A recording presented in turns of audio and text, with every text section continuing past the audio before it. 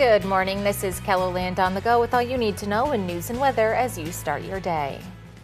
2 men are hurt, one with life-threatening injuries following a crash on Interstate 29 in Sioux Falls. Authorities say a cement truck was southbound when the driver's side front tire burst. The truck then went into the median and rolled. The driver suffered minor injuries. The passenger was rescued from the truck and taken to the hospital.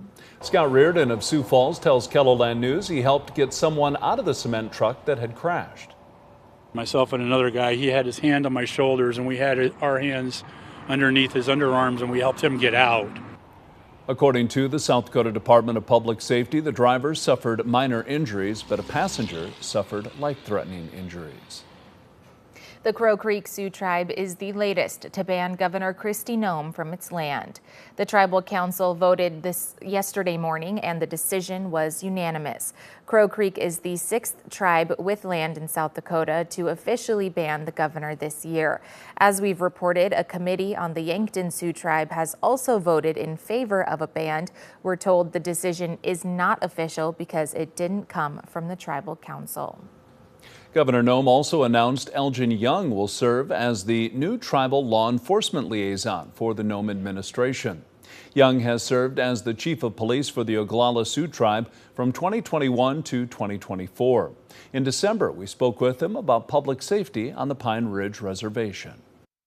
During my tenure as chief of police, I've noticed immediately that the 638 contract to provide law enforcement services wasn't nearly enough to do today's law enforcement. So we immediately held the Bureau of Indian Affairs accountable and said we want more uniformed patrol. In a press release, Young says he's passionate about improving law and order on the reservations. Now let's check in with meteorologist Scott Mudd, seeing some rain to start the day in parts of KELOLAND. Scott. Some showers across eastern, southeastern KELOLAND to the morning hours, and even across western South Dakota. Still looking at some rain this morning. Things will move to the east and to the northeast. Notice those temperatures that are in the middle 60s in northeastern KELOLAND. I think that's where we have the best chance of seeing some of the heaviest amounts of rain, maybe around a ½ inch or more, as we'll have the clouds and the rain through the morning and into the afternoon. We are looking at winds today around 10 to 20 miles per hour, a little stronger across western South Dakota. More details on your forecast with Brian coming up. Thank you, Scott. The Sioux Falls Area Humane Society has been busy the last few months with hundreds of pet adoptions being fulfilled. Already this month, they've adopted out over 80 pets. However, there are still plenty of furry friends to pick from because it's puppy and kitten season. Right now we have over 130 dogs. Of those, we have 26 puppies. And there's more coming in. We've got 260 plus cats.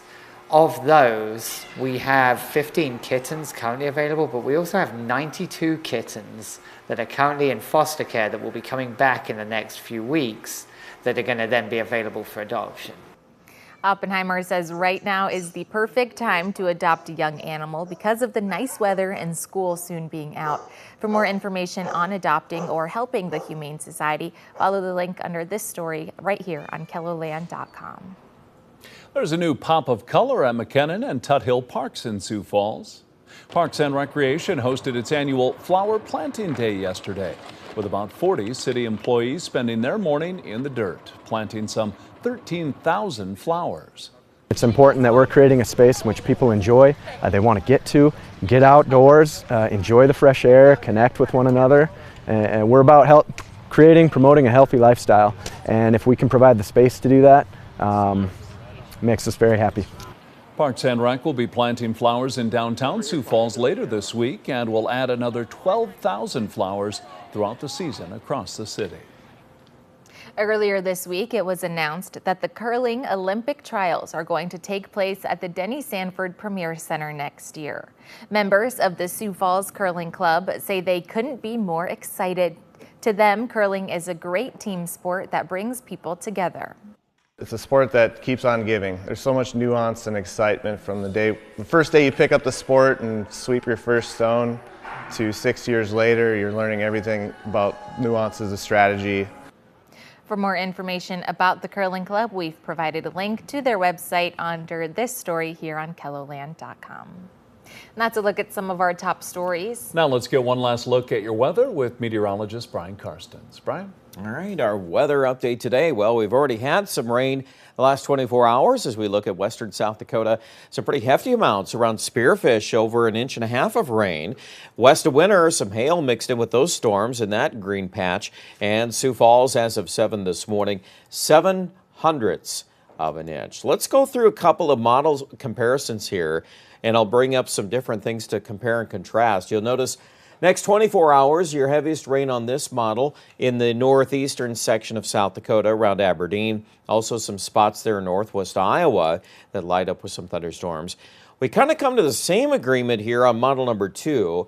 The exact placement differs a little bit, but that general trend is there, the northeast, and also we hit those thunderstorms later today in southwest Minnesota, northwest Iowa. And you can see some of those darker streaks of green that run that direction. And I do think the instability is better east of Interstate 29 here by mid to late afternoon.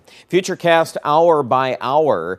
Notice the numbers in Aberdeen too. If we get this rain and it's a little more consistent in the northeast, it tends to weight down our high temperature today. So we're going to spend a lot of hours in the 50s. We'll try to hit the low to mid 60s for a high there by 3 p.m. There's some rain out toward Chamberlain and down to Pine Ridge by 3 p.m. That's a little more favorable spot.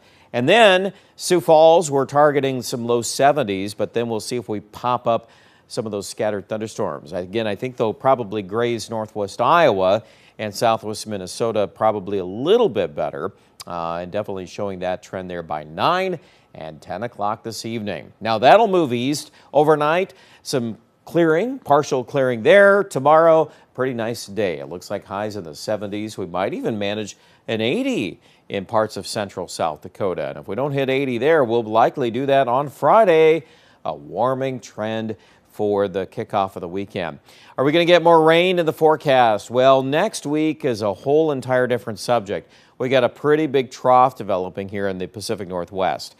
Big troughs in mid-May, that's a typical signal of active weather in the middle part of the country. And what we're likely going to see here as we go along in time is we'll get more showers and storms. We'll be following that story a little bit later today on KELOLAND News. But wet weather is likely to return, above normal rainfall, very likely. So take advantage of the planting windows when they're out there. And certainly we start the day here with some showers. And this system not going to produce widespread heavy rain, so I do think some of these farmers will be back in the fields tomorrow, or if not tomorrow, by Friday into Saturday. There'll be a chance to get some more field work done, and then we'll kind of watch Sunday that we bring in a chance of some scattered rain around Sioux Falls. Monday, Tuesday looks more favorable as we kind of unwrap this whole pattern here next week. I do think those showers and thunderstorm chances are eventually going to become more numerous. So take advantage of the 80s there in Aberdeen. We'll hit the peak there on Friday and then drop back as we head toward early next week. Here in central South Dakota, same story. We'll have a few scattered hits of rain probably Friday night. I would say Friday night's rain looks better in northern South Dakota. And then by Sunday, we start to pop up a couple things, but Monday, Tuesday could certainly be a little more active. And notice your temperature drop in Rapid City. It's going to get a lot cooler next week again. So a quick hit of 80s and then going backwards. We'll have the latest forecast details today at KELOLAND.com.